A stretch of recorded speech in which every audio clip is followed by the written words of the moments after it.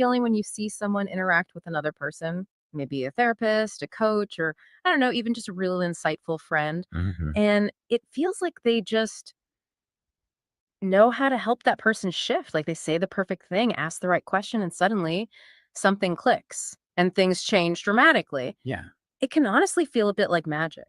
it absolutely can. And that sense of witnessing something powerful without fully understanding the mechanism is, well, it's exactly what our sources for this deep dive explore. Okay. They reference that idea of therapeutic wizards who seem to possess this almost effortless ability to help people move from suffering towards something better. Right. These wizards. Yeah, and there's even a nod to H. Feinger, suggesting that complex operations could appear magical to an observer who isn't familiar with the underlying mechanics. Right, it looks mysterious from the outside. But the core argument running through the material we're diving into today is that this isn't actually magic in a, mystical sense. Yeah, It has a structure. Think about other complex human endeavors, painting a masterpiece, composing a symphony, or landing on the moon. right. They all have fundamental elements, rules, and structures that, while complex, are ultimately learnable and predictable. Exactly. And that's where our main source material comes in. Oh, Richard Bandler and John Grinder's work, particularly The Structure of Magic. okay. Their specific mission, as they lay it out, was to move beyond just admiring the results of highly effective communicators and therapists, and instead identify the predictable elements that make change happen in a transaction between two people. And to figure this out, they didn't start from theory alone. They studied people who were already getting these incredible results, therapists like Virginia Satter and Fritz Perls. Yeah, they watched them. They essentially reverse engineered the magic. They watched, listened, and analyzed how these wizards operated, looking for the patterns, the underlying structure behind their success. So, our mission for you in this deep dive is to unpack that foundational framework. We're going to explore their core ideas about how we build our understanding of the world, how those internal structures show up, especially in language, Mhm. and how, according to this work, we can identify and potentially change those structures. Let's jump in then. The foundational premise is simple yet profound.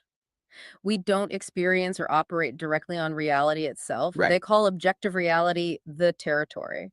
Instead, we interact with and respond to our internal maps or representations of that territory. Think of it like using a GPS. The actual roads, buildings, and traffic are the territory, Right. but you navigate using a simplified digital map on your screen. Your experience of the journey is guided by the map, not the raw, complex reality outside the car window. And these internal maps, they're not perfect replicas of the territory, right? Right. They differ wildly from person to person and from reality itself. Why is that? Because our perception and understanding are shaped by filters. The sources point to several layers of these. First, there are neurological filters. Okay, biological stuff. Yeah, our basic human biology, our brain, nervous system, and sense organs. What's fascinating here, and maybe a bit counterintuitive, is that the sources describe the primary function of these filters as eliminative.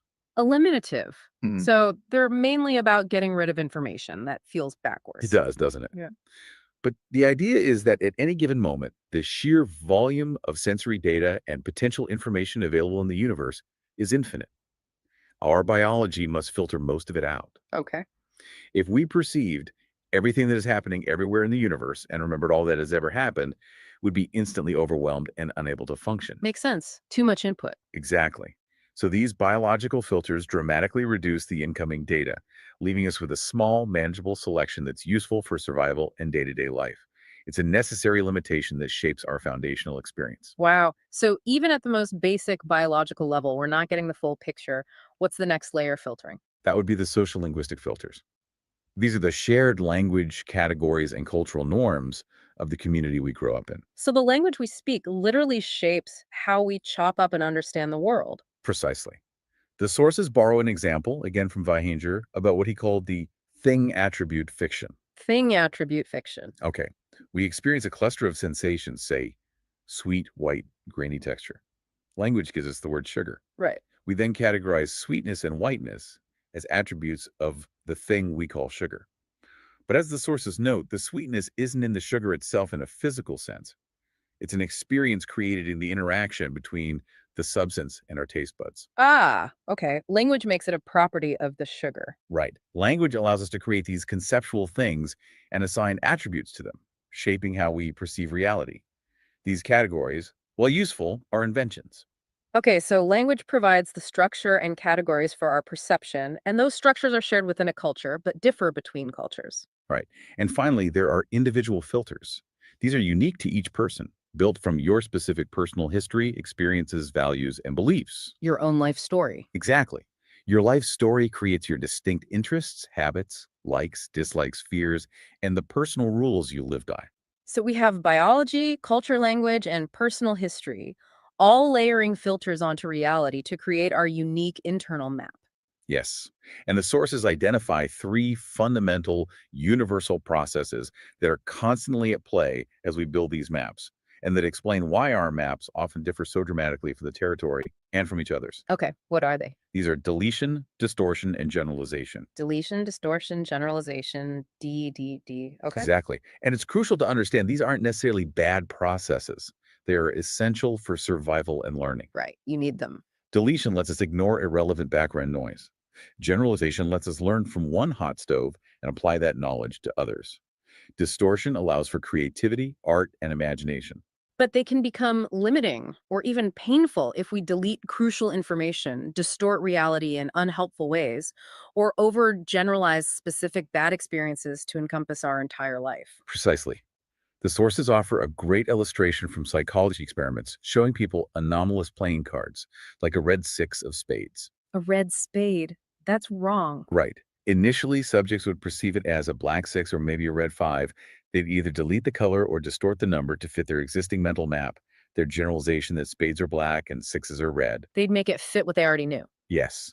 Only with repeated exposure, sometimes with visible signs of distress, could they finally perceive the anomaly and update their map. Wow. That simple example shows how our filters, using deletion, distortion, and generalization, actively protect our existing maps, sometimes at the cost of actually perceiving new information, whether it's about playing cards or about a relationship dynamic. That makes so much sense. Our maps protect themselves. So we build these internal maps using D, and G. How do we then represent these maps to ourselves and communicate them to others? This is where language becomes paramount in this framework. The sources highlight language as a primary representational system. Okay. It's not just a way to talk about our map, in a sense, is a map of our map. A map of a map. Okay, here's where it gets really interesting for understanding communication. Yes, because language itself, according to this work, is rule governed. As native speakers, we have deep intuitive knowledge about what makes sense grammatically, even if we can't explain the rules explicitly. Yeah, you just know if it sounds right or wrong. Exactly. We know colorless green ideas sleep furiously feels weird but grammatically structured, while sleep furiously ideas green colorless feels completely wrong. And this leads to the idea of deep structure and surface structure. Right. The deep structure is the full, complete linguistic representation, closer to the rich, complex internal experience or meaning. The whole picture. Kind of. And the surface structure is the actual sequence of words that comes out of our mouths or is written down. It's a reduced version. Like taking a high resolution image and saving it as a smaller JPEG. Exactly. A kind of compression. The rules that get us from that rich, deep structure to the compressed surface structure are called transformations. Okay. And guess what these transformations include? Deletion and permutation, which is a form of distortion where word order changes. Ah, so the same processes. Yes. The same processes that build our initial maps are also at play in creating the language we use to talk about those maps. That's powerful. So our language isn't just describing our filtered reality. The language itself is also filtered using the same processes. Precisely. And our linguistic intuition also accounts for things like synonymy, different surface structures that come from the same deep structure. Like the dog chased the ball and Yeah, the ball was chased by the dog. Same meaning, different words. exactly. Or ambiguity, where a single surface structure could arise from multiple deep structures, leading to multiple meanings. Like visiting relatives can be annoying. Right. Is it the relatives who are visiting or the act of you visiting them that's annoying? Mm. Ambiguous. Huh. Exactly. And to analyze this structure of language, the sources introduce the meta model. The meta model, No, which isn't something they invented, but something they borrowed. correct. Yeah. They refer to the formal models of language developed by linguists, particularly transformational grammar. Okay. They frame this linguistic model, the meta model, as a model of our model of the world. It provides a systematic way to understand the structure of our linguistic representations, our map of our map. Okay, so the picture is building. We filter reality into internal maps using deletion, distortion, and generalization. Language is a map of those maps, built using the same processes, with its own underlying structure described by linguistic models like the meta model. Mm. Now, the key move in this work is applying this linguistic analysis. How does this help people change or feel better? That's the practical pivot. The idea is that many people experience pain, limitations, or feel stuck, not necessarily because the world is objectively awful, but because their representation of the world, their internal map, as encoded in their language, is impoverished or distorted. So the problem isn't out there, it's in the map. Often, yes, their language contains the structure of their problem. So the magic isn't changing the outside world, but helping someone change their internal map. Exactly. And the meta model provides the tools, specific linguistic patterns to listen for, and specific questions to ask to identify and challenge the deletions, distortions, and generalizations embedded in a person's language, their surface structure. Okay. The aim is to help them recover the richer, deep structure hmm or reconnect their language back to their actual sensory experience. So you're not just listening to what they say about the problem, but how they structure that description linguistically. That's it. You're listening for the structure of their complaint or limitation. Let's look at some specific examples from the sources. Lay them on us. This is where it gets really practical. First, deletion. This is where critical pieces of information are simply missing from the surface structure. Someone might say, I feel bad. Okay, very general. Bad compared to what? Bad about what? Missing information. The question to recover the deletion is often incredibly simple but powerful. About what whom or compared to what? Right. So I feel bad becomes you feel bad about what? Simple, but it immediately directs attention to the source of the feeling. Or with comparatives and superlatives where the point of comparison is deleted. She is better for me. Better than who, what. Exactly. Better than whom, better in what way? Question, better for you compared to what? Or the best with respect to what? What are those adverbs like obviously or clearly? Those always get me. Yeah, the sources note these often delete the person making the judgment. Obviously, he doesn't care. Obvious to who? Exactly. Obvious to whom? They suggest first restating it explicitly. It is obvious that he doesn't care. Then the question reveals the deleted subject. To whom is it obvious? It forces the speaker to own the judgment as their own perception. Ah, so you're making their implicit assumptions explicit. Nice. Exactly. Another important category is modal operators. These words reveal the rules, limitations, or possibilities within someone's map. Like should and must. Yes, words of necessity. Have to, must, should, and words of possibility or impossibility. Can't, won't, impossible. Okay. If someone says, I have to be perfect, question, what would happen if you fail to be perfect? Or what prevents you from not having to be perfect? Okay. Uncovering the rule's consequences. Yes, this uncovers the feared consequence or the belief enforcing the rule. Yeah. If they say, I can't speak up, question, what would happen if you did speak up? Or what prevents you? You're shining a light on the invisible walls in their map. Precisely. Moving on to distortion.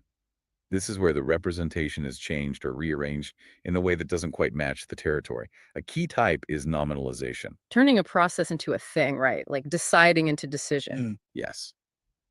Decision, failure, relationship, anger, communication. These hide the dynamic process and treat it like a static object. You can often spot them because you can't put them in a wheelbarrow.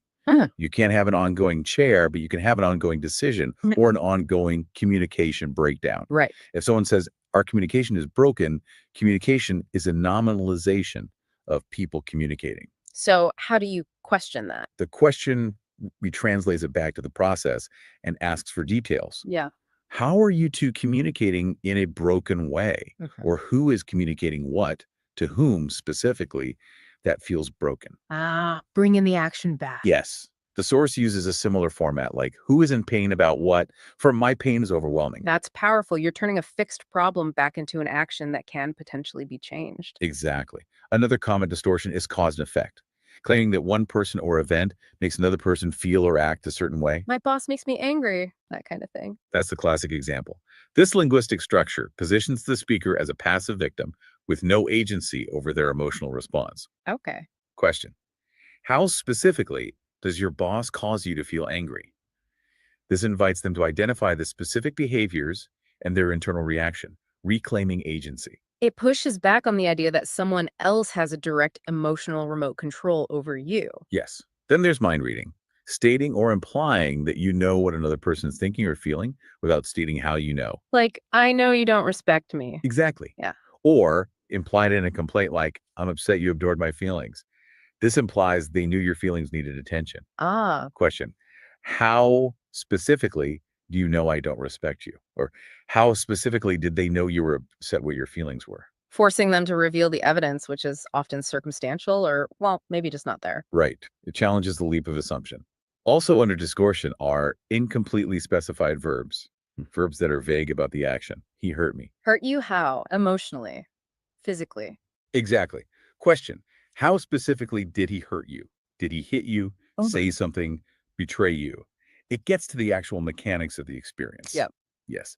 And finally, the sources note that certain generalizations about the world framed as objective truths, like life is hard, people are untrustworthy, there's only one right way. Big pronouncements. Right. These are also a form of distortion or deletion of the source of that judgment, the speaker's own belief system. It's their belief, not a fact about the world. Precisely.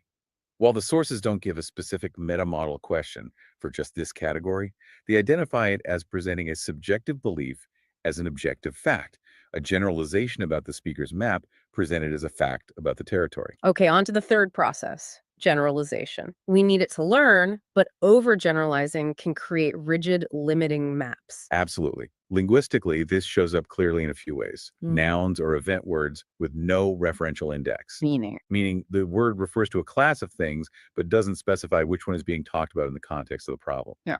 People are always letting me down. Which people? Exactly. Question: which people specifically?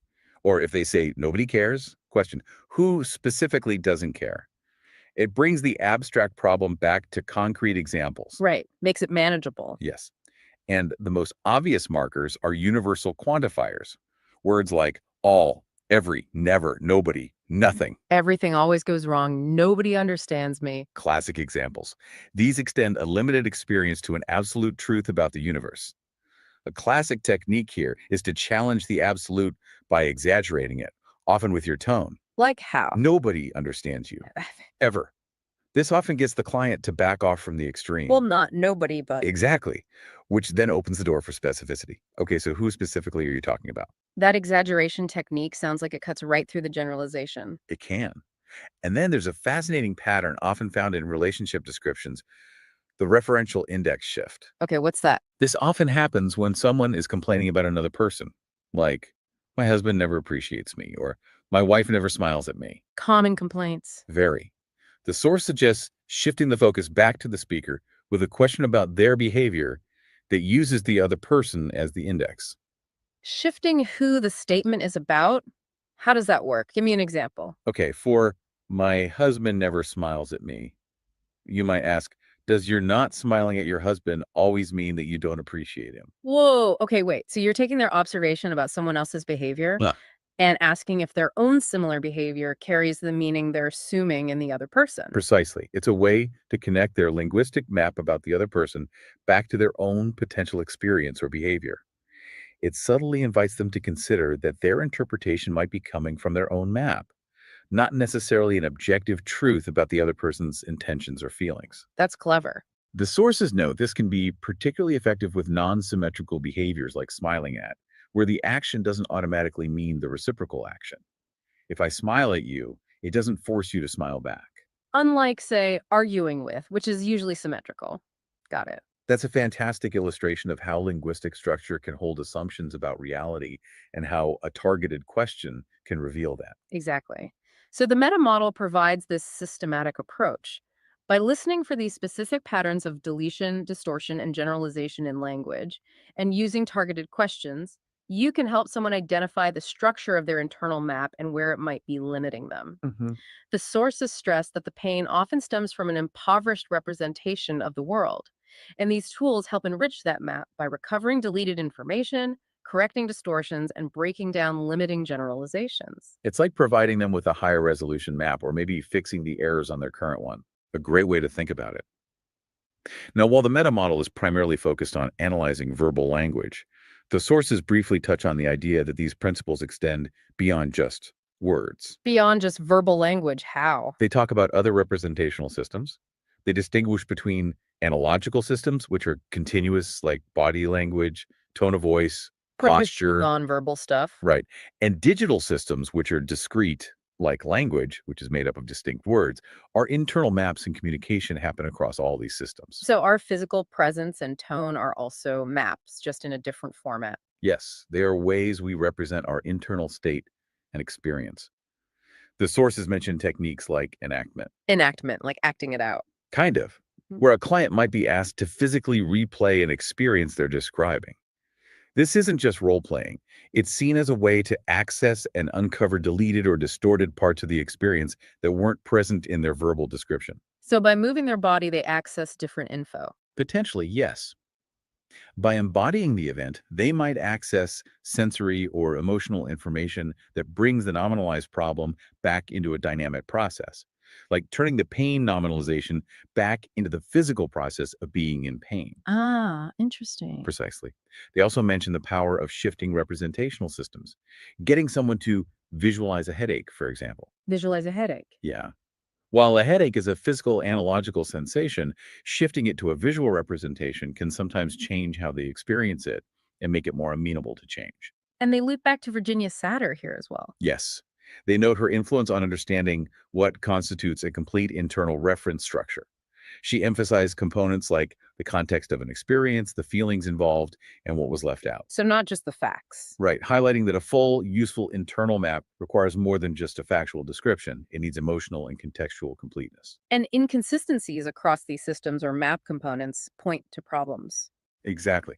Incongruity is a prime example saying, I'm fine, with a flat tone and slumped shoulders. Words say one thing, body says another. Precisely. Your digital message, I'm fine, is inconsistent with your analogical message, your nonverbal communication.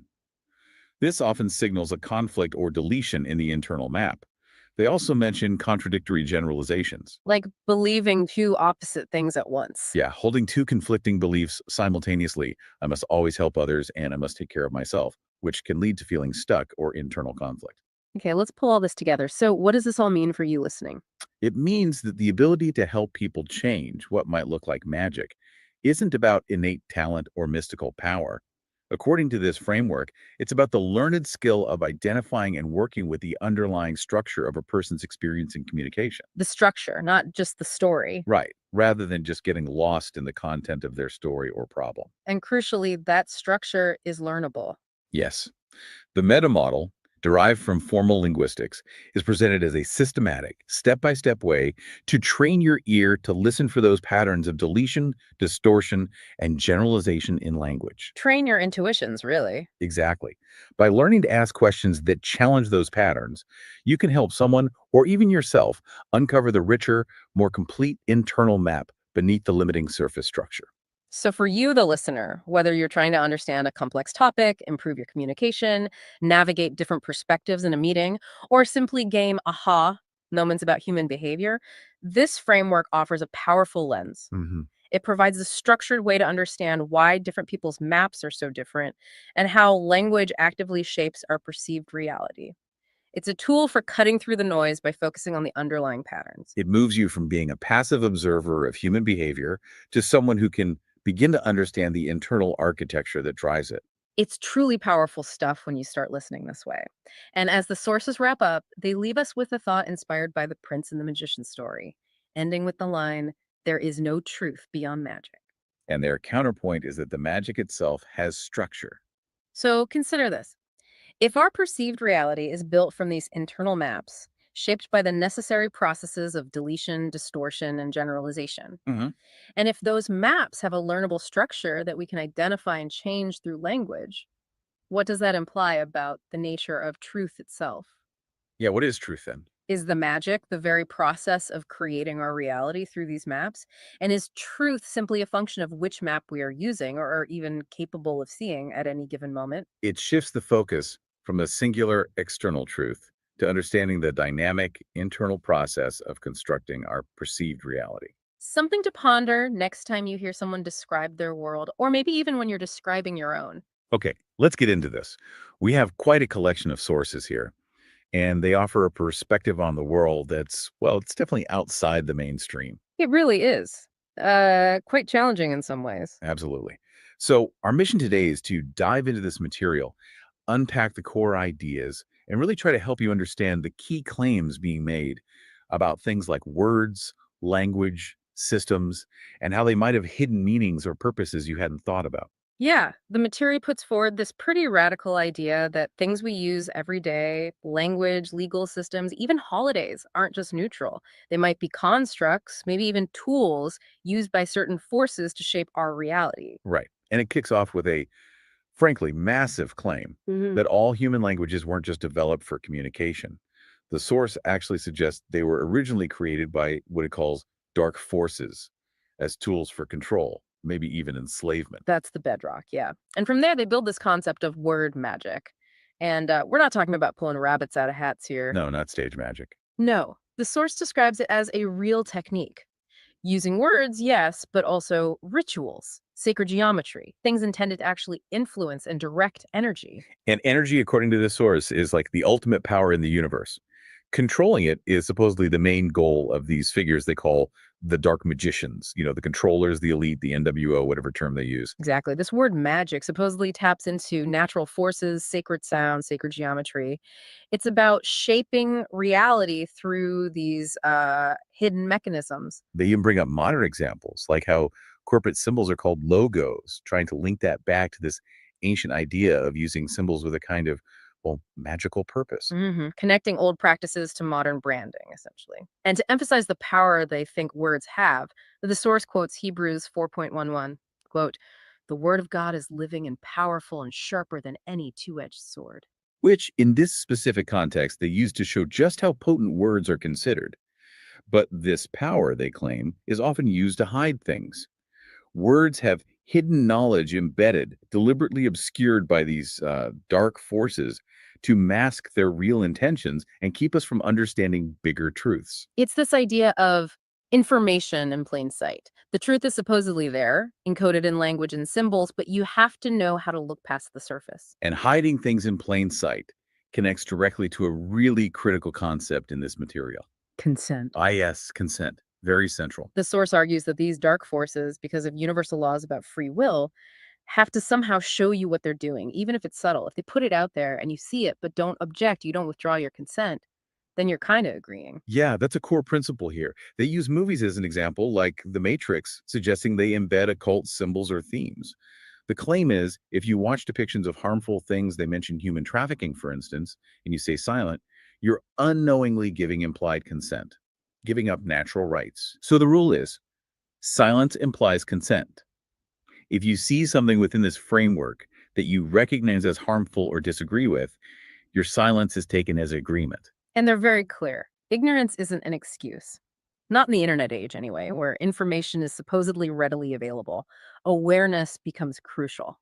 It's the first step to consciously saying no, to withdrawing that consent. Right. The argument goes that just ignoring these perceived dark forces doesn't work. It actually makes it easier for their system of, well, enslavement, as they call it, to operate. But conversely, they claim if enough people do become aware and actively withdraw consent, these forces would have to back off or face consequences from these universal laws that supposedly tracked everything. Okay, so awareness and consent are the keys. But how do they suggest you actually find these hidden meanings they talk about? They offer a few methods. It's not just dictionary definitions. They suggest dissecting words, looking at etymology word origins, using anagrams, analyzing prefixes and suffixes. And one they really emphasize is phonics, looking at similar sounding words.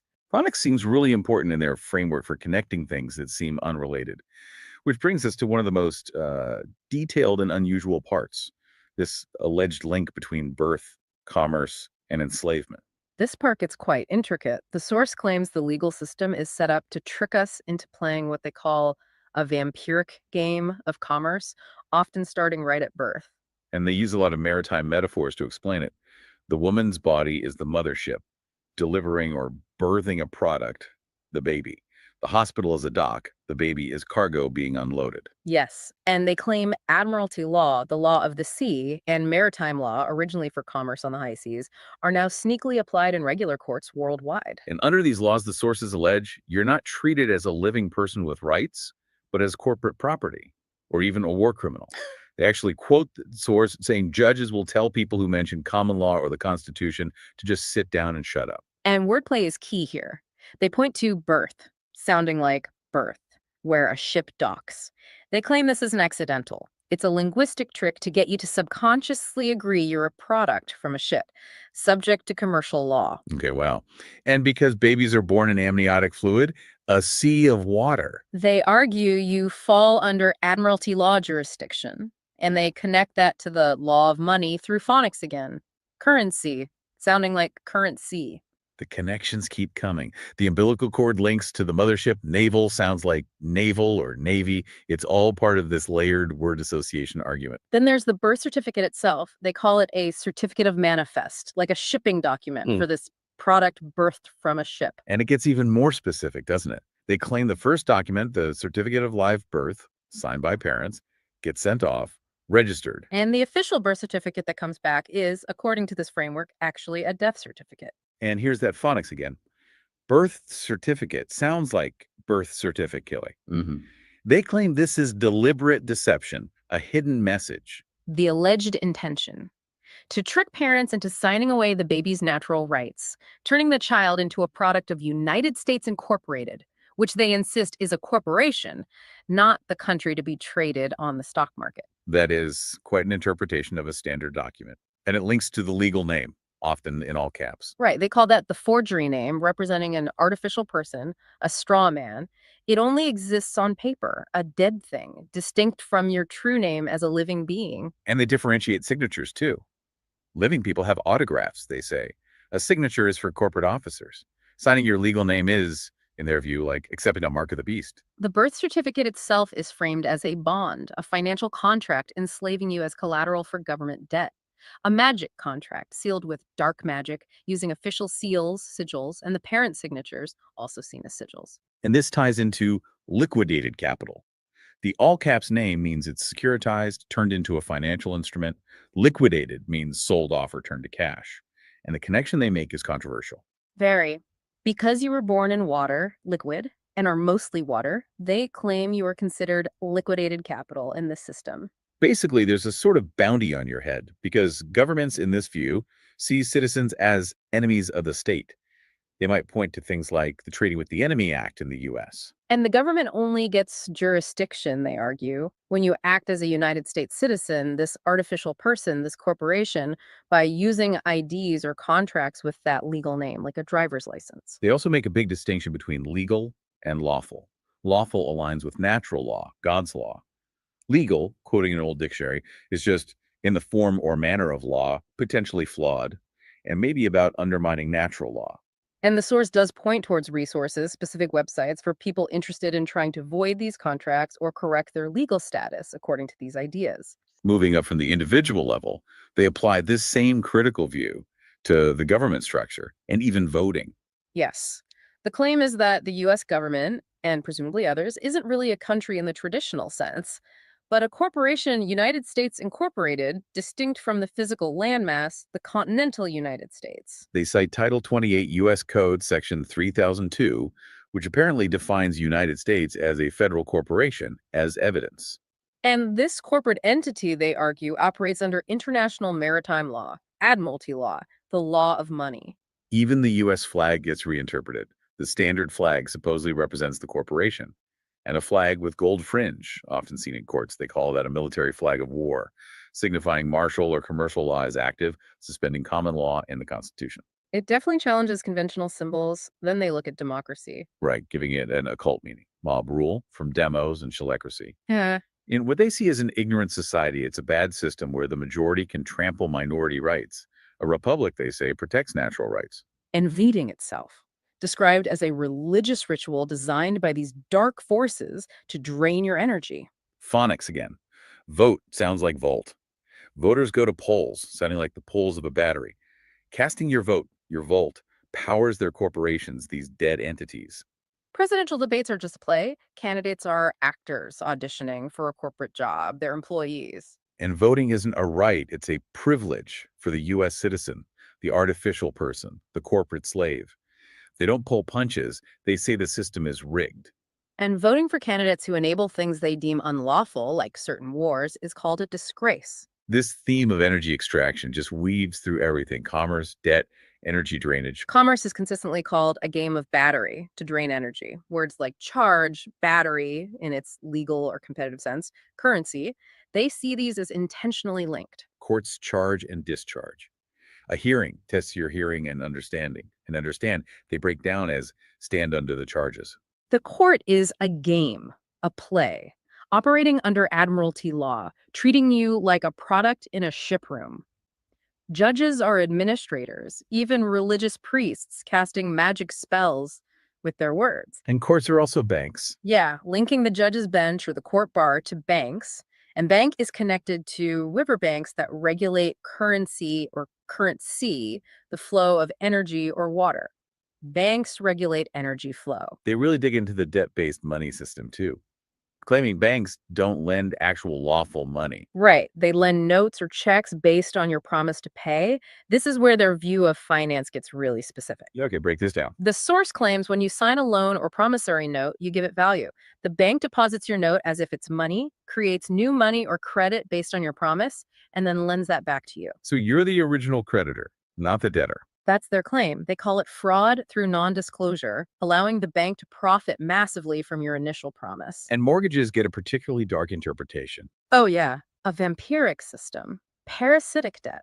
They break down the word mort, dead, plus gage, pledge to the dead. And the dead are. The dark forces, demons, or corporations, which they link phonetically to corpses, corpusation, they quote Black's Law Dictionary defining a corporation as an artificial person, a dead entity. They connect mortgage to morgue and mortuary too. hmm And the idea is mortgages are designed to be hard to pay off, so you work your life away, charging the debt with your currency, your life energy, your time. And they make the controversial claim that paying this debt is actually a sin. Yes, because it supposedly helps the dark forces enslave humanity and harm nature, violating natural or God's law. They quote Romans 6.23, the wages of sin is death, linking debt and death. The dollar is legal tender, dead money. Putting it in banks, river banks, is storing the current, the chi needed to charge the dead debt. It all comes back to this idea the Earth Matrix drama is about tricking us into consenting to be batteries for a dead matrix system. And with a mortgage, you're just a tenant, not the owner. Property taxes, rent. Your landlord, the bank, pays to its landlord, the state. This critical lens doesn't stop there. It moves on to religious institutions and holidays. Claiming they're also controlled by these dark forces, not teaching spiritual freedom, but encouraging worship of external saviors, which disempowers the individual. They call it the Savior Program, a psychological op to create cowardly slaves, batteries. True power is within, they say, gifts from the Supreme Creator, like thought, consciousness, love, imagination. Religion uses fear, hell, and compliance. Just enough truth mixed in, they claim, to seem legitimate, and churches are often incorporated, fitting the corporate control model. Holidays are framed as magic rituals, created by dark forces for spellcasting, tricking people into contracts, or giving consent without realizing it. Christmas gets a really deep dive. Christos, linked to anointed, crystal, maybe the pineal gland, mass as a celebration, but also Latin for manly virile. Xmas uses the Greek chi, X, linked to Christ, but they also suggest a link to alien X chromosome insertion. Yeah, the claim is the ritual symbolically gives permission for genetic or cloning experiments. It's pretty out there. The symbolism goes further. The tree is the human spine, the tree of life. The skull is the dome, the kingdom, the temple of God. The pineal gland is the pine cone. S looks like the spine's curve. So, presents under the Christmas tree, Right. spine, symbolizes agreeing to let dark forces take your golden blood plasma, they call it Ichor or Zika, linking it to alien gods needing it for longevity produced in the spine. A gift during ascension or harvest time, when souls are ripe. Wow, and Jesus is presented as a metaphor for the sun. Right. Born December 25th, near the winter solstice resurrection of the sun, light of the world, savior like sunlight, crown of thorns, oran rays. Three kings, Orion's belt stars pointing to Sirius, showing the sun's rising position. Sunday, Sunday, Jesus, Isus, maybe Istar, son of Pisces. In Santa Claus. Anagram for Satan, they claim. Santa Satan, Saint Nick, Nick linked to the devil, wears red, the devil's color. Santa represents the dark forces ideology. And Claus is linked to the colostrum in the brain. Yeah, supposedly producing a holy oil. Spine is the chimney. Kundalini energy ignites the oil in the pineal gland. The single eye, the lamp of the body, from Matthew 6.22. So Santa taking gifts is a devil taking this precious oil or plasma. That's the symbolic interpretation offered. Easter is also mentioned briefly linked to Ishtar, Astarte, Tammuz, and containing occult sexual symbolism. Okay, so after painting this incredibly pervasive picture of control and hidden meanings, what about solutions? Does the source offer ways out? It does. And the number one thing, repeated constantly, is awareness. Don't ignore these forces, they say. Understand what they're allegedly doing so you can protect yourself. Ignoring them helps them. Study is key too. Yes, study natural law, these universal spiritual laws and natural rights. Living in harmony with them is supposedly necessary for raising consciousness, accessing spiritual power. And also study man's law, the legal system, contract law, to understand the game they claim is being played. But they advise against fighting these forces directly. That supposedly just generates negative energy they feed on, like wars. Instead, use words, focused thought, alignment with natural law. The main action seems to be removing consent. Absolutely. Remove consent and reduce support for their matrix. Like any corporation, they argue, it needs energy and support. If enough people withdraw support, it collapses. Support systems aligned with nature instead. So based on their earlier claims, stop voting. Yes, they call it a rigged scam, voting for a foreign corporation, a privilege for an artificial person, and an energy drain. Also, voiding spiritual contracts, birth certificate, baptism, religious vows, declaring them null and void, witnessed by the Supreme Creator. Correcting your status, removing false presumptions. Those resources mentioned earlier relate to this. They even caution against some religious music, suggesting it might be hypnotic, possibly tied to a reincarnation agenda. And avoid protests. Why that? Because protesting implies you want the government to fix things, suggesting you aren't taking personal responsibility for your freedom. Ultimately, it all comes back to free will. These dark forces, according to this material, cannot enslave you without your consent and participation. Removing consent is presented as the fundamental key. So, wrapping this up, what's the takeaway from these sources? It's a worldview where everyday language, symbols, systems, they potentially hold hidden layers of meaning, designed to subtly influence, control, and maybe even drain our energy by manipulating consent. It's a radical reinterpretation of almost everything: government, law, money, religion, holidays, suggesting our unaware participation, even our silence, can be taken as agreement to a system that operates against what they define as natural law. And the path to freedom, in this view, isn't external, it's internal. It's about becoming aware, understanding these alleged natural laws, and making conscious choices to withdraw consent from systems you perceive as harmful. It certainly leaves you with a provocative thought, doesn't it? If consent, even passive, unaware consent, holds the kind of power this source material suggests, where might you in your own life be unknowingly agreeing to things that don't truly align with your well being or freedom? What could exploring the power of your own awareness and deliberate consent actually unlock? You know that feeling when you see someone interact with another person, maybe a therapist, a coach, or I don't know, even just a real insightful friend, Mhm. and it feels like they just know how to help that person shift. Like they say the perfect thing, ask the right question, and suddenly something clicks and things change.